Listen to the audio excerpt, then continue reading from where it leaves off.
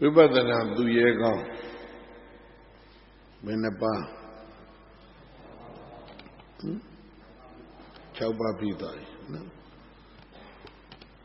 ခုတစ်ပါးကြည်ညိုကြအောင်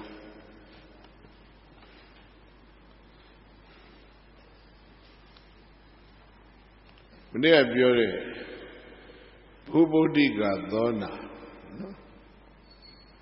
သူကဘုရားရဲ့ရောင်ကြီးတော်ဖူးပြီးတော့ကြည်နူးတဲ့ပီတိကိုယူပြီးတော့ဒုက္ခဝေဒနာကိုခွာသွားတာအဲ့ဒါတော့ကောင်းပြီးတော့တို့များလဲနော်ဗမန်းတရားတွေညှဉ်းညူစရာတွေစိတ်ညစ်စရာတွေများများတွေ့ရင်မလုပ်ဘုရားနုတ္တိလုပ်နော်ကောင်းတယ်အဲ့ဒါအတွက်သိကောင်းတဲ့စံနမူနာတစ်ခုရှိတယ်လေသုပ္ပဝါသာကောလိယတိတာဒါစဉ်းစားကြည့်နေအမျိုးသမီးသူရေကောင်းတွေကကောလိယတိတာတွေ့ထားဘုရားပြန်ဆက်ပြောဗုဒ္ဓရမဏပီတိနဲ့ဒုက္ခဝေဒနာကိုခွာတာအောစရာကောင်းခုပြောမှာကတော့မူလကမ္မထံကိုနှလုံးသွင်းခြင်းဖြင့်ဒုက္ခဝေဒနာကိုခွာသွားတာဒိဋ္ဌဘိက္ခုယဟန်တော်30တို့သည်ဘဂဝတောတန္တိကေမြတ်စွာဘုရားရဲ့ထံတော်၌ကမ္မထာနံဂဟိတဝကမ္မထာတောင်းယူတော်မူကြပြီး၍အရိညသေနသတံတိုးကြောင့်သို့ပဝိသိမ့်သူဝင်ကြကုန်ပြီဒါတတ်တပည့်ပါဠိတော်မှာရှာကြည့်တယ်နော်ငါတော့ငါပဲမနှက်ဆက်လို့လားမသိဘူးခုထိရှာမတွေ့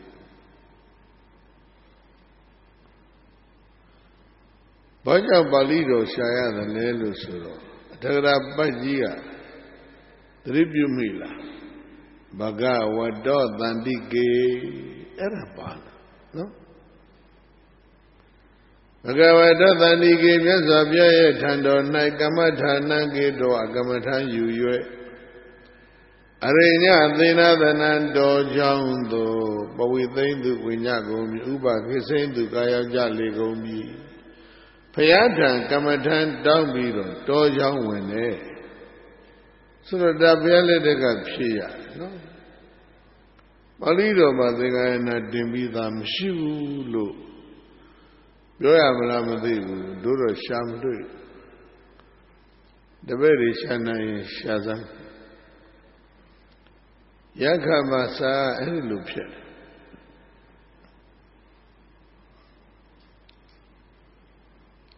ယက္ခမအဲ့လိုဖြစ်တယ်ဆိုတာနဲ့ပတ်သက်လို့နော်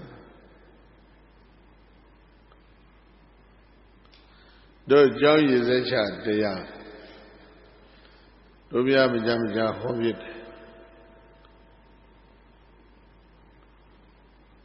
ကပိလဝကမဟာနသာခိဝင်အမှုရှိတဲ့သာခိဝင်နေမြတ်စွာဘုရားကိုလွတ်တော်ခမ်းမဆောင်ကြီးတန်ထာဂါရလို့ခေါ်လွတ်တော်ကြီးကိုပြင်ပြီးတော့ကြောင်းဖြစ်ဘုရားလှူမြတ်စွာဘုရားကကြွလာပြီးတော့အနုမောဒနာပြုတယ်အဲ့ဒီအနုမောဒနာစကားမှာနော်အာဝသဒါနနာမေတံမဟာရာဇမဟန္တံသတိပြုမိလားမဟာရာဇဆိုတဲ့အလုပုကြီးတွေ့ဒါဘုရားစကားကဘုရားနဲ့ဘုရင်နဲ့တွေ့တဲ့ဘုရားကမဟာရာဇဒီလိုခေါ်ရမလားနော်ဧတအာဝသဒါနနာမဤကြောင့်နာမည်သည်က ဟာရဇသမုဒ္ဒိနဩမင်းမြဧတံအာဝသဒါနနာမဤကြောင့်ဒါနမြည်သည်ကမန္တံကြီးကျယ်မြတ်မြတ်လှပါပေ၏စသည်ပါဠိတွေပါဠိတော်မရှိဘူးထင်တာထဲမှာနော်အဲ့တော့မာရဇဆိုတဲ့အလုပ်ပုဂ္ဂိုလ်ထောက်၍ဒါဗုဒ္ဓရဲ့စကားအစစ်သို့သောသင်္ဃာယနာတင်ကျမ်းနေတဲ့မှာပါဠိတော်ထဲမှာမပါဘူးထင်တာမှာပဲရှိတယ်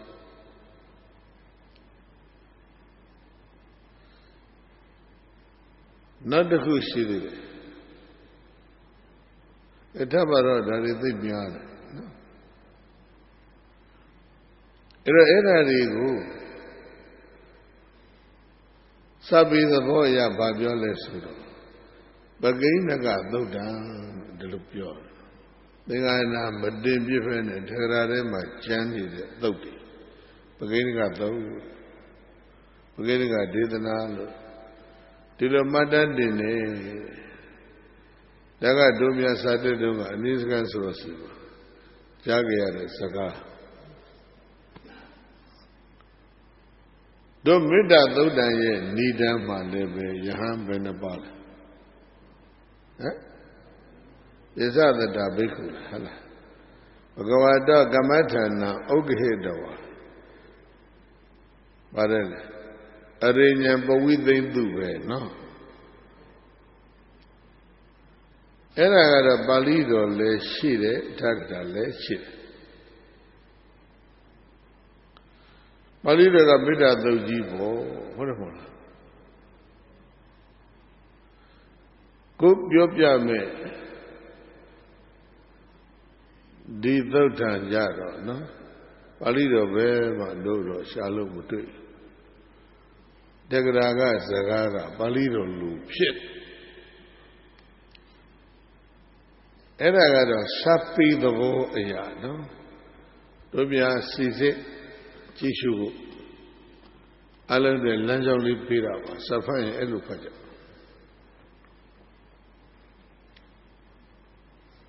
ဒီတော့ဒီမှာပြောပြီးဒိဋ္ဌဘိက္ခုယံတော်30ဘဂဝတောတန္တိကေမြတ်စွာဘုရားရဲ့တန်တော်မှာကမ္မထာနံကမ္မထာကိုဂဟိတဝပဲပါတယ်ဥက္ကဟိတဝမဟုတ်ပြန်ဗိဒ္ဓသုံးမှာနော်ဥက္ကဟိတဝသေယူတော်မူကြတယ်ဂဟိတဝတော့ယူတော်မူတယ်ဟုတ်လားဘောဂတိကလေးတွဲသွားတဲ့ပါဠိတွေလည်းသတိပြုပါဟုတ်လားဂဟိတဝဥက္ကဟိတဝသင်ယူရကုန်ပြီး၍အရိညာပဝိသိမ့်သူမဟုတ်ဘူးအရိညာသေနာသနံဥပကိစိမ့်သူတဲ့နော်ပုဂ္ဂတိကလေးတွေကွာသွားတာဘုရုကသတယောက်တည်းရေးနေတာအရိညာသေနာသနံတောကြောင့်သို့ဥပကိစိမ့်သူကာယတ္တမူကြကုန်ပြီဟုတ်လားအဲ့တော့တောကြောင့်ကာရောက်ပြီးတဲ့မထေ30ကဘာလုပ်ကြသလဲဂတိကဝတ်တွေထားကြတယ်ရှေးဘုရားတို့အပယ်4ပါးဆိုတာတပည့်တော်ရဲ့ကိုယ်ပိုင်အိမ်ကြီးများလို့ပဲအမြဲတမ်းတကားပွင့်နေတဲ့ဘုရားသတုဏပါယနံဒွါရာနိအမကသကကေဟဝိယဝိဝရိန်သူဒီလိုပါနော်အပေလေးပါးတကားဟာတပည့်တော်တို့အတွက်အမြဲတမ်းမဖြစ်နေတယ်ဘာဖြစ်လဲပွင့်နေတယ်နော်အလောသာဝေကယူကြဖို့ပဲတတ္တပတိမဲ့ဖို့တော့မဆိုင်မချင်းတို့တွေလည်းပဲဘာဖြစ်အပေလေးပါးဟာကိုယ်အိမ်ကြီးတွေလိုပဲဝင်တဲ့အချိန်ဝင်လို့ရတယ်တကားဖွင့်ထားကြတယ်သာဝေကယူကြသာဝေကညာရင့်တန်ရင်ကောင်းတယ်ဝရိယထက်လာသတုဏပါယနံဒွါရာနိ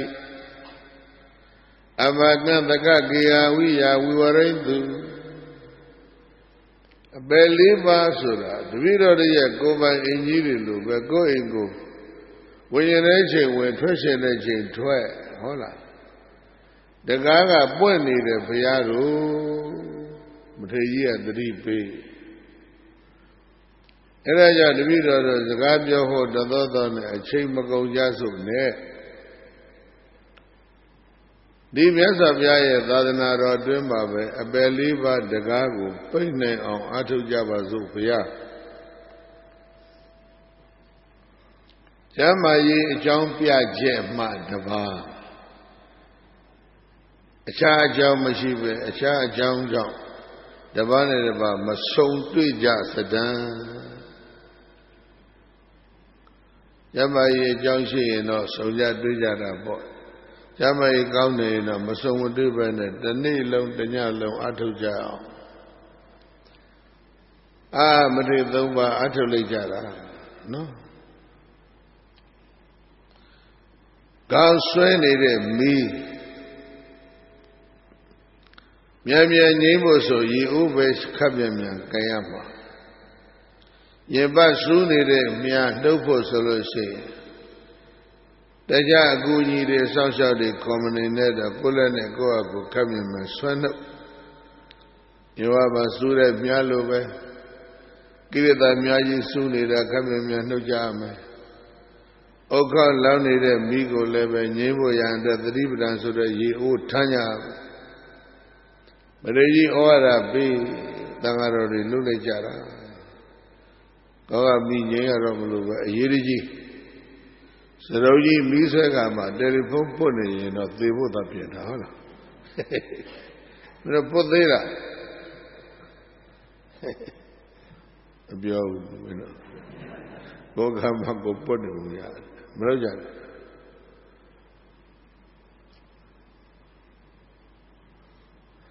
မထေရကြီးဩဝါဒကောင်းစွာနားထောင်ပြီးတော့သံဃာတော်အပါ30အထုတ်တော်မူကြတယ်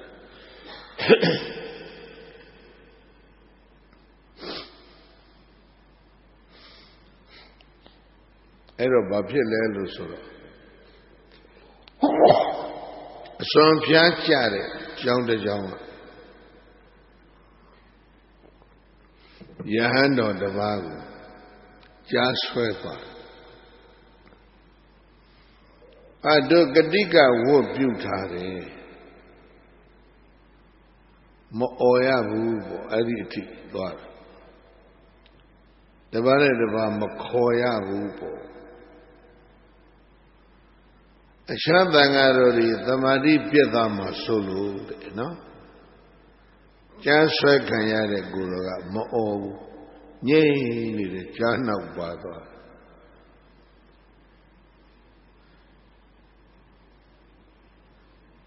အဲ့ဒါသံဃာတော်29ပါးမသိလိုက်တပါးရော့တာတို့တပါးမှမရော့သေးဘူးနော်အတန်နေလေတိပါရဲ့ဟုတ်လား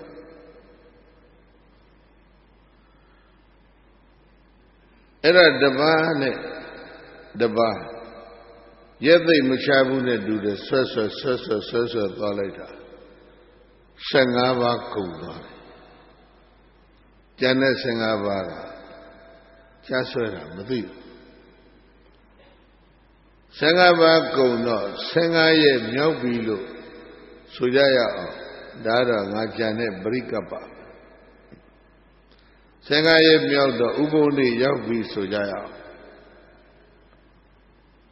အဲ့တော့ဥပုသ်ပြုမလို့တန်ခါလဲဆုလိုက်ရောလာတော့ကဘတ်30 15ရက်မြောက်ဥပုသ်ပြုမလို့လဲကြံရော15ပါးပဲကြံတော့ဟာကြံတဲ့အခြား15ပါးဘယ်ရောက်သွားသလဲမေးတော့ကြားဆွဲသွားပြီတော်ထဲမှာရှာကြဖွေကြတော့အယုစုတွေတွေ့ပါပေါ့ကြားဆွဲသွားတယ်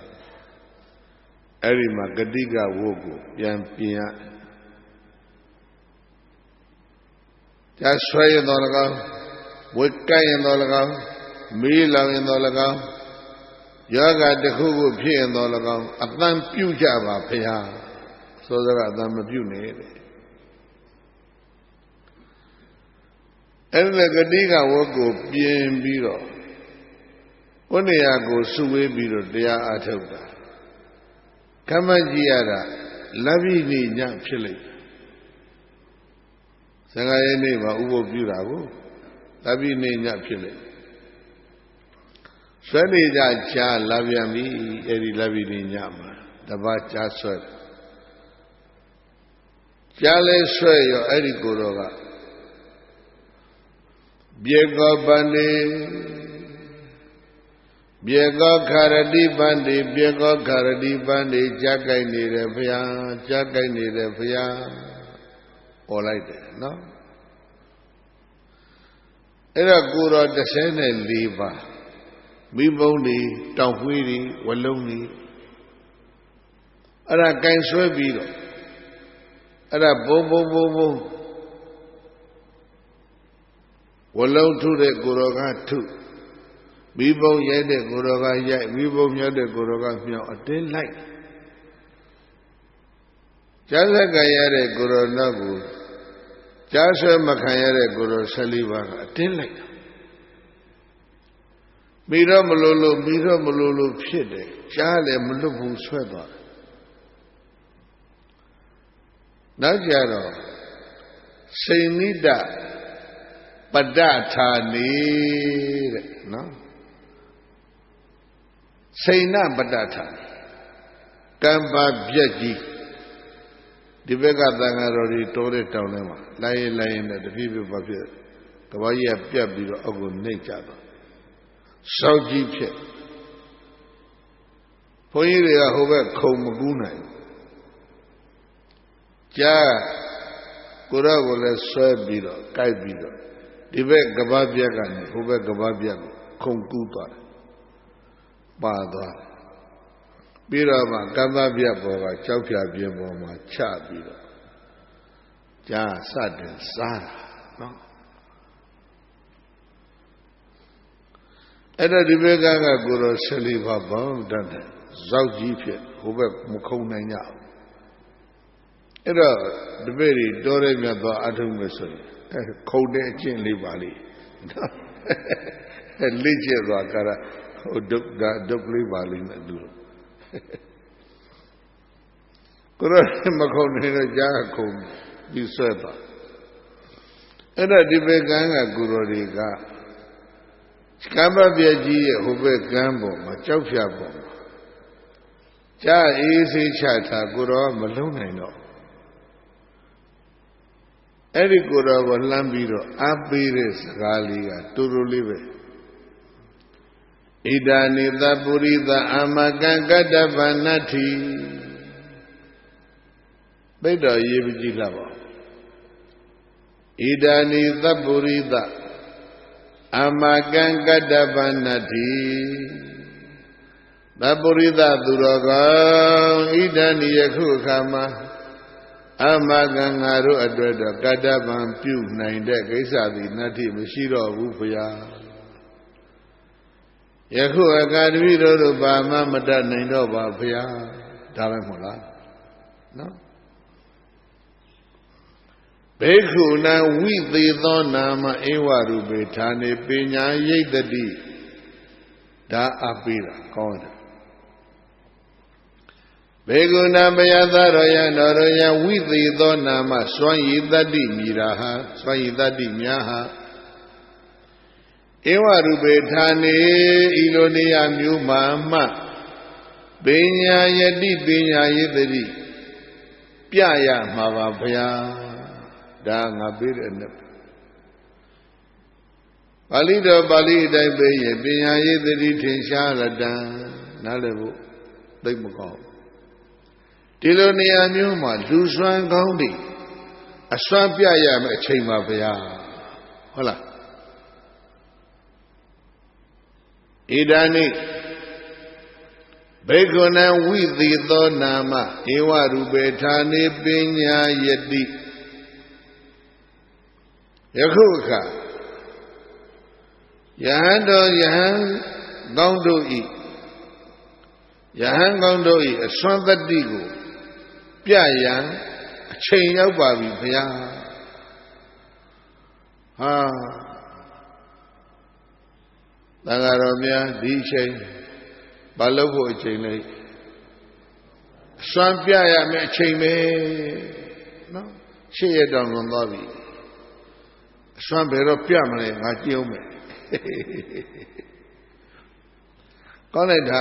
နော်ဒီဘက်ကနေအပိကြတယ်အဲ့ဒါယဟန်သံဃာတို့ရဲ့အစွမ်းကိုဒီအချိန်ပြရဘယ်အချိန်လဲကြာစားနေတဲ့အချိန်နော်မင်းတို့တော့ကြားတော့မစားဘူးခြင်လေးတော့စားပုံရတယ်ခြင်လေးတွေနည်းနည်းပါးစားငါလည်းထိုင်နေငါစပွဲအောင်ခြေတော့ကမောင်းနေခြင်ကတော်တော်စားတယ်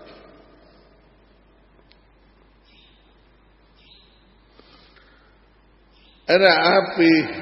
အပိသံချာထုကိုရာကဘာလို့တလဲဆိုတော့ဒါဘာဝဲကတည်းကမဟာဝသောပြေကမုခေနိဗ္ဗာနောဝတံဝေရဏံဝိခံမေတဝဝိပဿနံဝတ္တင်တောကောင်းတယ်အတာကောဒုက္ခမသောတောယဟန်တော်သည်ပြေကမုခေကြာပါဇထဲမှာနိဗ္ဗာနောဝလျံလျက်သာလျင်ကြာပါဇထဲမှာတုံးလုံးလေး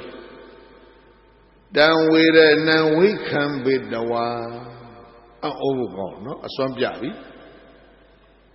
ဒီအချိန်အစွမ်းပြရမယ့်အချိန်ဆိုတော့ဒါအစွမ်းပြတံဝေရဏတို့ကြမ်းကြိုက်တဲ့ဝေဒနာကိုဝိခံမေတဝခွာလိုက်၍ဝိခံမေတဝရဲ့အ내ကိုအလုံးရပြီးပြီဗာလဲအပရတိကာရနော်သိခက်တယ်လူသားကောင်းတွေပို့လို့လှုပ်သွားကြတာနော်တံဝေရဏဝိခံမေတဝတို့ကြက်ခဲ့တဲ့ဝေဒနာကိုနှလုံးမသွင်းမှု၍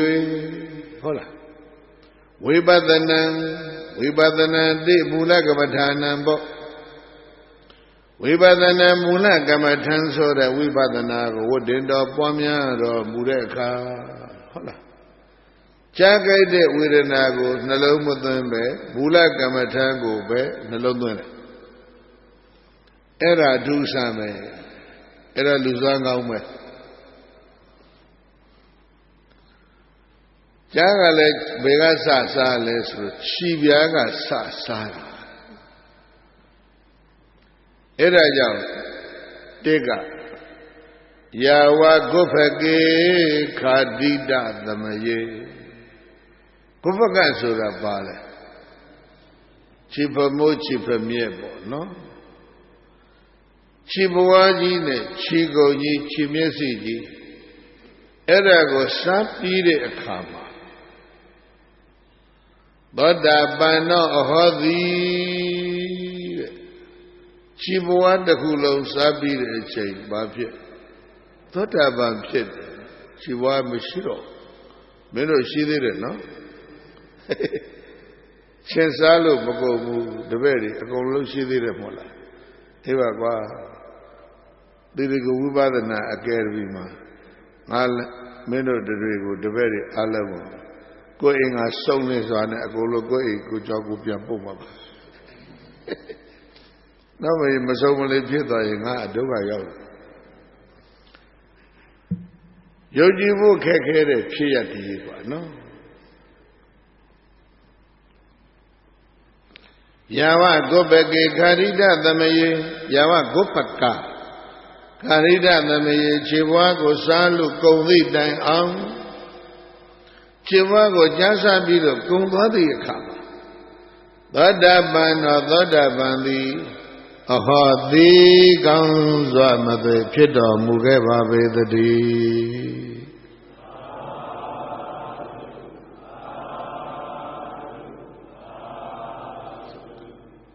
ဩဘွယ်ဖြစ်ရမို့လို့ကွာသာဓုခေါ်ကြစရာအလုံးကောင်းပါလေအဲ့တော့သူကလည်းပဲသူ့မူလကမ္မထံပဲဆက်အထုတ်မယ်ကြားကလည်းပဲခြေဘဝစားပြီးတော့ခြေသလုံးဆက်ပြီးတော့စားတယ်ကြားကလည်းစားကျင်နိုင်စားသူလည်းပဲ အဲ့ဒီကြာခိတာကိုနှလုံးမသွင်းမဲ့တဲ့မူလကပ္ပဋ္ဌာန်းပဲနှလုံးသွင်းတယ်ဘာဖြစ်လဲယာဝဇန္နုကာခတိတသမယေယာဝဇန္နုကာဒုတိုင်အောင်ဟုတ်လားခတိတသမယေစားပြီးတဲ့အခါကျတော့တက္ကတာဂာမိတက္ကရာကပုဂ္ဂိုလ်သည်ဟောသည်ကောင်းစွာမသွေဖြစ်တော်မူခဲ့ပါပေသတည်း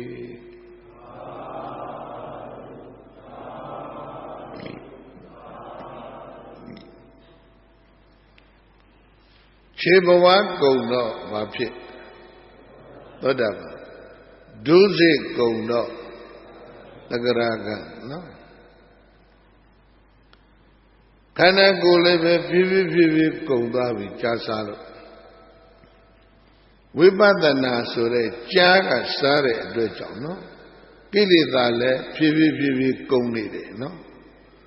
အားရစရာကောင်းလိုက်တာဝိပဿနာကြားစားတာနော်ဒိဋ္ဌိကုံသွားပြီဝိသိကိစ္စကုံသွားပြီကိလေသာအကျဉ်းစားတွေအကုန်လုံးကုံသွားပြီနောက်ဘာဆက်ပြောတယ်လဲယာဝနာဘိယာချက်တိုင်အောင်ကာတိတသမယေစားပြီးတဲ့အခါမှာတော့သာဓုခေါ်ကြအောင်ဆိုအနာဂါမိ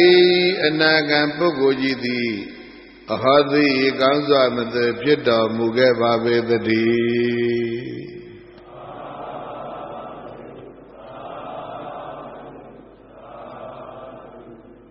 တပည့်ဒီခန္ဓာကိုယ်ကြီးပဲအထိကုံသွားပြီလဲချက်ရောက်နေပြီခြေဘဝကုံပြီခြေသလုံးကုံပြီပေါင်နှစ်ချောင်းကုံပြီကိလေသာကဘလောက်ကုံပြီလဲအနာဂံဆိုတော့ຢာကနဲ့ဒေါသပါကုံသွားပြီဟုတ်လားချက်နာရောက်နေပြီနော်ဟရိယဝတ္ထုကြိုက်ဖို့နည်းနည်းပဲလူတော့တို့ဗုဒ္ဓအဘိဓမ္မာကစိတ်စေတသိက်တွေဟာဘယ်မှာမှီလဲဟရိယဆိုင်လောကကပြောတာကတော့အုံနောက်ဒီနေရာလေးကစဉ်းစားတယ်ဘယ်ဟုတ်လဲဘယ်ဥစ္စာကယုတ်တိကောင်းလဲဆိုတော့ကိုဒီမှာပြောချက်ရောက်ပြီဆိုတော့ခန္ဓာကိုယ်ကတပိုင်းကုန်ပြီအကျိတ်နဲ့ချောဟရိယဝတ္ထုကိုကိုက်လိုက်ပြီဆိုရင်ဘာမှတတ်နေတော့ဘူးပြီးပြီမို့လားအဲ့ဒါကြောင့်ဟရိယဝတ္ထုကိုမကိုက်သေးခင်ယာဝဟတယေအခာတိတေယေဝဟုတ်လားဟရိယဝတ္ထုဟရိယသမုတ်ဟတ်ကိုမကိုက်သေးမီအခာတိတေယေဝကိုတန်ရင်ဝဝေဒနံတို့ချကြိုက်တဲ့ဝေဒနာကိုဝိခံပိတဝါခွာ၍ဟုတ်လားမူလကမ္မဒါနမနတိကရဏတော်မူလကမ္မဋ္ဌာန်းကိုနှလုံးသွင်းစေခြင်းတော်မူတဲ့အတွက်ကြောင့်သဟပရိသံပိဒာဟိပရိသံပိဒာပြဉ္ဉံ၄ပါးတို့နှင့်အတူတကွအရဟတံအသဝကင်တဲ့ယဟန္တာသူမြတ်အဖြစ်သောတမ္ပါပုနိကောင်းစွာမသွေဆက်ရောက်တော်မူခဲ့ပါပေသတည်း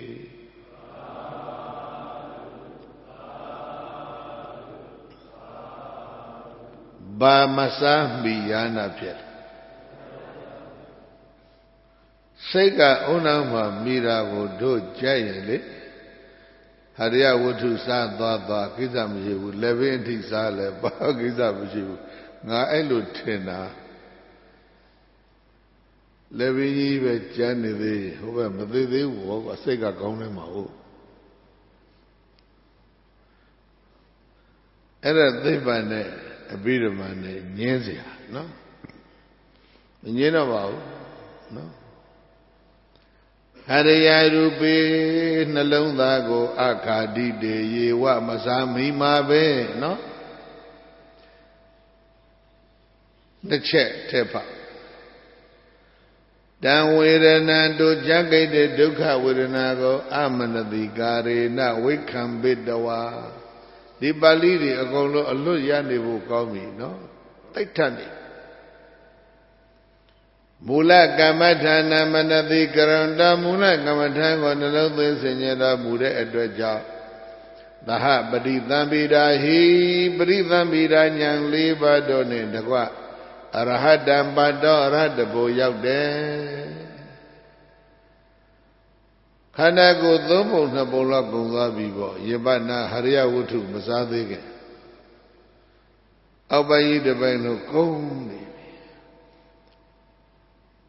အဲ့ဒီတော့လက်ကလေးချီရှိတော့ဒီနေရာမှာကိုကသိကသငါစဉ်းစားတာနော်လက်နှစ်ဖက်ကြံနေသေးလားဒီလိုလက်ကလှုပ်နိုင်သေးလားနော်ဟိုဘက်ကန်းကစောင့်နေပြီးတော့အပေးနေတဲ့ကိုတော့14ပါးကိုကြားလောက်အောင်သူဥဒန်းဘယ်လိုလုပ်ကျူးမလဲဒါတွေးတာဥဒန်းကျူးသွားတယ်လေအဲ့တော့ဟိုကိုတော်လေးကြားဖို့ရန်လက်နဲ့အမှတ်အသားပြုတ်မလားဒုတ်နဲ့ဟိုဟာဒီဟာခောက်မလားနော်သာဂတာကတော့ပြောထားတယ်နော်ဥက္ကသိတသတ္တံကတ္တဝါတဲ့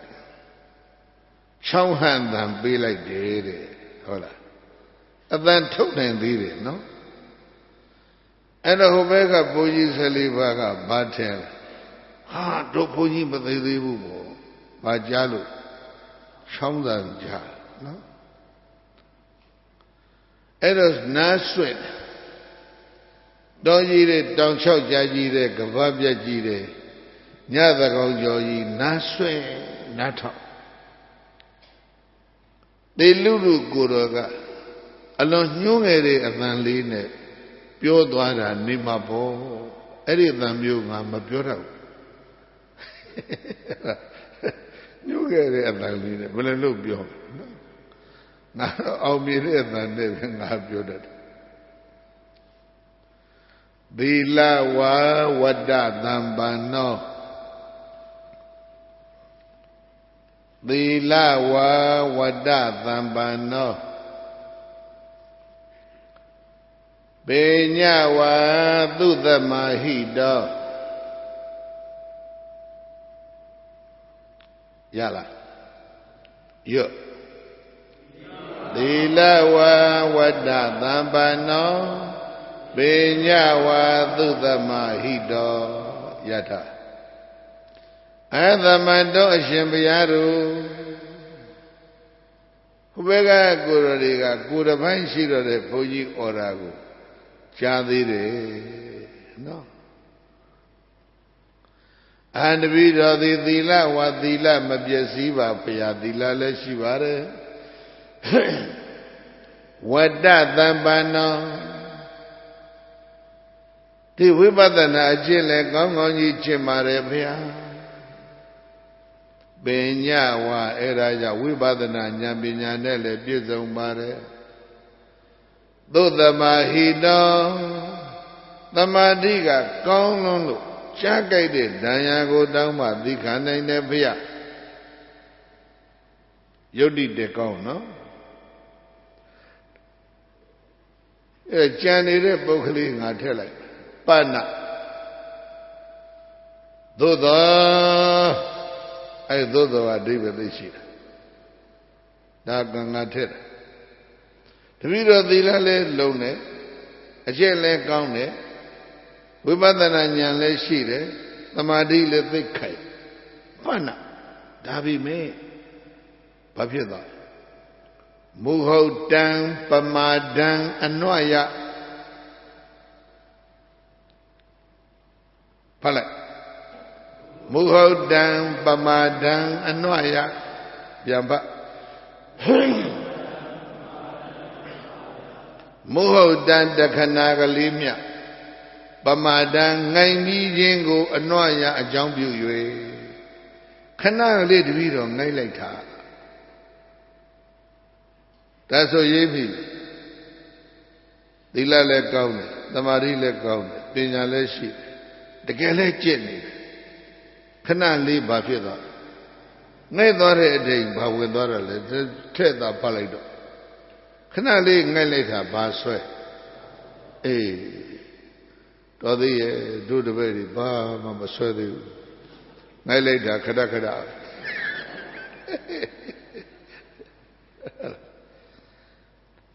အလုံးအတွက်ဒါဆုံးမသွားတယ်လို့သာမှတ်ကြရနော်ငိုက်ရကြားစွာမယ်တရားစခန်းမှာမင်းတို့ပြောလို့ကောင်းပြီပေါ့ဟုတ်လားသိကြတယ်တရားစခန်းဖွင့်တဲ့အရှင်ပြမြတ်ဖွင့်တော်မူကြပါလုံလောက်တော်ဤမငိုင်းနဲ့နော်ငိုက်ရကြားဆွဲလိုက်မယ်ကျိုးတွေတင်နေတာဟောတာဒီဝတ္ထုကျိုးဟောတာနော်အေးအဲ့ဒါမင်းတို့တော့ငါဒီထက်ကြားလွှတ်မလို့ဖြစ်ဒါလေးကောင်းတာပါနော်စာဝယ်အဲ့လိုရတ္တပေါက်အောင်မင်းတို့ဖတ်အသမတော်ရှင်ဘုရားတို့အာရပိတော်သည်သီလဝသီလလည်းရှိပါတယ်ဝတ္တသံပန္နောကောင်းကောင်းလည်းကျင့်တယ်ပညာဝပညာလည်းရှိတယ်ဝိပဿနာပညာသုသမာဟိတောကြားကြိုက်တဲ့ဝေဒနာကိုတွန်းလှန်နိုင်လောက်တဲ့သမာဓိလည်းရှိပဏ္ဏဒါပေမဲ့ပမာဒံဘုဟုတ်တံအနွယခဏလေးငိုင်မိတဲ့အတွက်ကြောင့်အရုဒ္ဓမာနသောချမ်းတမ်းတဲ့စိတ်ဓာတ်ရှိတဲ့ပြေခောကြားကမန္တပိတော်ကိုခါရတိခေဆန်းလိုက်ပြီးဘုရားလို့ဣမံဥဒနာဤဥဒံကိုဥဒ္ဒနေတိကောင်းစွာမသိကျူးရင်တော်မူခဲ့ရှာလေသတည်း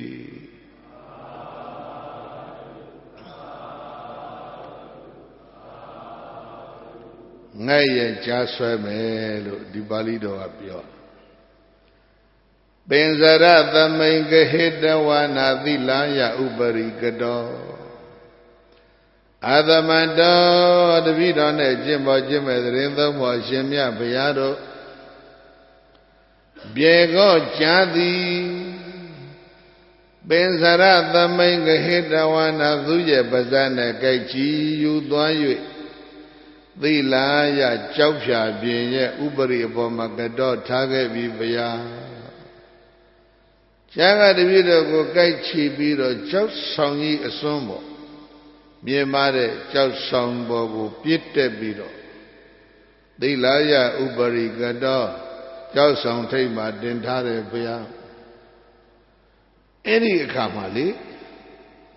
ကာမံခါရတုမံပြေကောအဋ္ဌိယာသနာရုဒ္ဒသတပည့်တော်ဒီလိုနှလုံးသွင်းနေဘုရားပြေကောကြာသည်အဋ္ဌိယာသအယိုးကုံအောင်၎င်းနာရုဒ္ဒသအယိုးတွေအကျော်တွေကုံသွားအောင်၎င်းကာမံခါရတုစားခြင်းလဲစားပါစေတော့အယိုးပဲချီချီအကြည့်ပဲဆုပ်ဆုပ်ဆိုယုစကားဒီမှာကတော့အဋ္ဌိယာသနာရုဒ္ဒသအယိုးကိုလည်းစားခြင်းစားအကျော်တွေလည်းစားခြင်းစားခြင်းနဲ့စားပါစေတော့ခန္ဓာကိုယ်ကြီးတော့ကျမ်းစားလို့တပြေးတပြေးကုန်သွားပြီကိလေသာမကုန်မဲကျန်နေရင်ရှက်เสียရည်အဲဒါကြောင့်ကိလေသာခေပရိတ်သာမိဟေကိလေသာခေပရိတ်သာမိပါတယ်လေအသွေးအသားအချော့အယိုးတွေကုန်သွားသလိုပဲကိလေသာတွေလည်းကုန်ပါစေတော့ဘုရားနော်ကိလေသာခေပိသာမိကိလေသာတွေကုန်ခန်းစေတော့လို့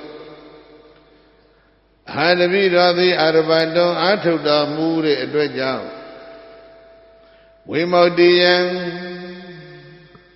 ဝတ်သုံးပါးမှလွတ်မြောက်ခြင်းကိလေသာမှလွတ်မြောက်ခြင်းဆိုတဲ့အရဟတဘုသို့ဘုသိတာမိရောက်ခဲ့ပြီးဘုရားလို့ဣမံဥဒနာဤဥဒံကိုဥဒါနေသည်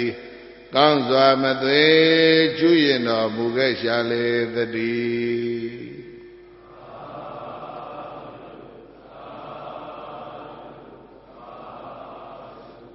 ဒီကထာပင်စရသမိန်ဂဟိတဝါနရလားပင်စရသမိန်ဂဟိတဝါနပင်စရဆိုတာဂျပစပ်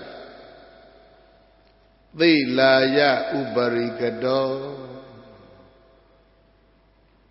ပင်စရသမိန်ဂဟိတဝါနသိလာယဥပရိကတောအလုံးဖတ်စမ်း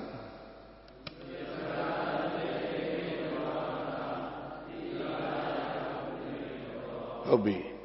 ကာမံခာတတုမံပြေခောရေးမယ်ရေးပြီးဖတ်မယ်ကာမံကာရတုမံပြေခောဆက်မယ်အဋ္ဌိယာသ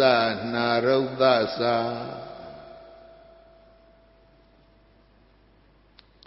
ရေးပြီးဆက်ဖတ်ကာမံခာရတုမံပြေခောအဋ္ဌိယာသနာရုဒ္ဒသာတတိယ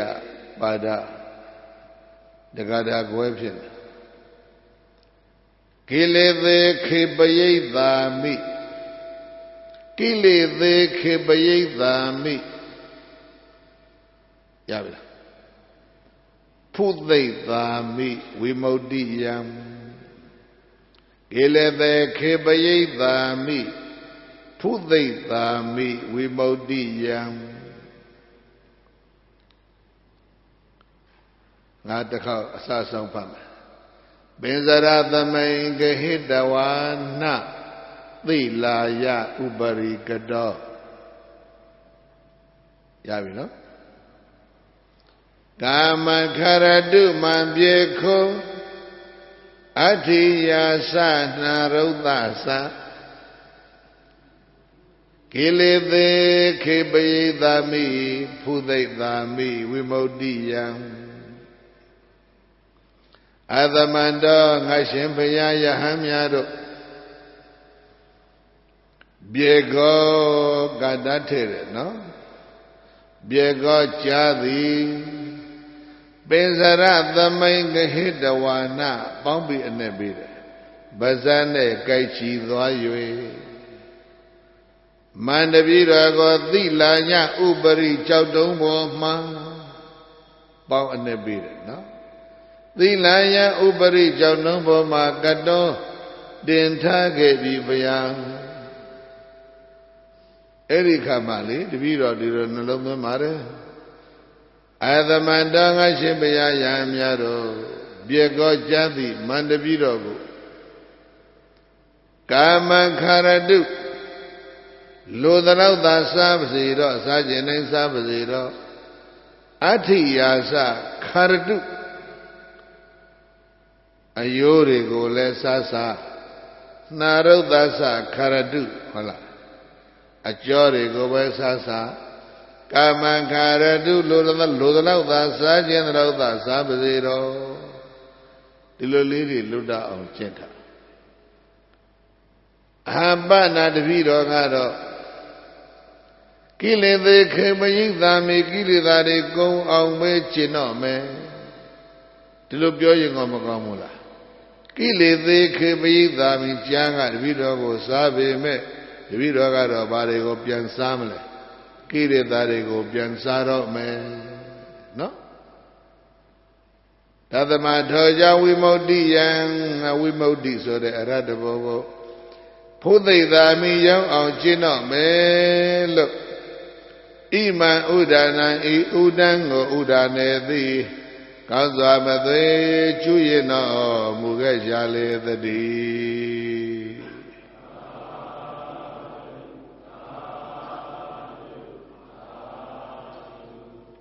ကြာစာကံရတဲ့ယဟန်ဝတ္ထုဤမှာပြီးပါပြီနော်ဣတရားနာကြားရတဲ့သေရကဝိပဿနာအကယ်ဒမီဆရာများနဲ့ကျောင်းသားများအားလုံးနော်ရှင်ပဲကြိုက်ကြိုက်ကြဘိုးပဲကြိုက်ကြိုက်ပန်းပဲကြိုက်ကြိုက်မွေပဲကြိုက်ကြိုက်ကြိုက်ရှင်နာကြိုက်ပြေကပိဿဝတ္ထုမှာလာတဲ့ ကျဆကံရတဲ့ကိုရောရဲ့ထုံနှလုံးမှုပြီးတော့ကျဆလို့အသွေးသားတွေကုံသလိုပဲတို့ဝိပဿနာဉာဏ်ကစားပြီးတော့ဘာတွေကုံအောင်ကိလေသာကုံအောင်အထုတ်မယ်လို့ဇွဲတတ္တိနဲ့ကျင့်သုံးတော်မူကြပါအလုံးကျေးဇူးတင်ပါတယ်နော်ဒါတို့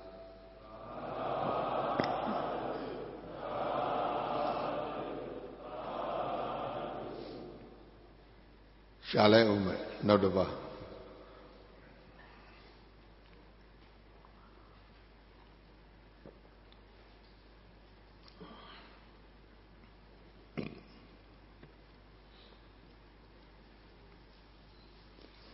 ရှင်ကောဝိရတပည့်တွေဖောက်လာ